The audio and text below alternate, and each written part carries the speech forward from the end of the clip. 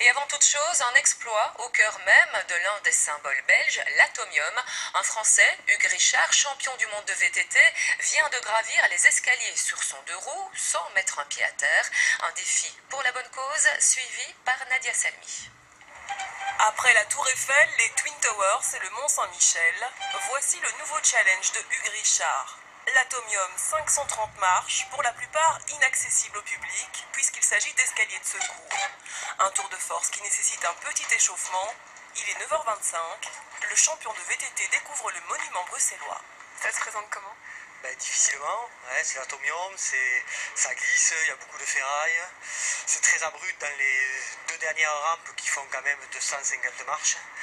Donc c'est un but humanitaire, on va essayer de monter le plus haut possible, de faire le maximum pour faire parler de l'association Nevus, des maladies de la peau. 9h30, les choses sérieuses commencent enfin. Hugues Richard se lance pour la bonne cause avec son VTT. Objectif, monter les marches une à une en 20 minutes sans poser le pied à terre. De quoi donner le vertige, mais l'homme a l'habitude d'aller haut.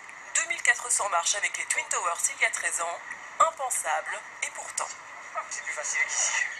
Voilà, parce que le vélo, il rentre entier dans les marches, parce qu'il n'y a pas des problèmes d'équilibre, ça ne glisse pas.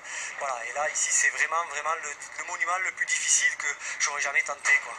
Qu'est-ce que ça représente pour vous, cet exploit ?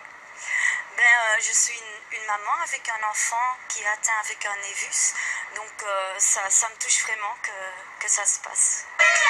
102 mètres plus haut, le défi humanitaire se transforme en exploit sportif. Le sextuple champion du monde arrive après 31 minutes d'efforts intenses, sous les applaudissements. Merci aussi à toute mon équipe, ça fait plus de 20 ans que je fais du vélo trial, j'ai fait du haut niveau. Là, ça fait 13 ans que pour Laurence et l'association Nevus, je monte des monuments. Prochain objectif, la Statue de la Liberté en avril, avec toujours le même message, faire reconnaître les maladies congénitales de la peau et donner plus d'espoir aux enfants malades.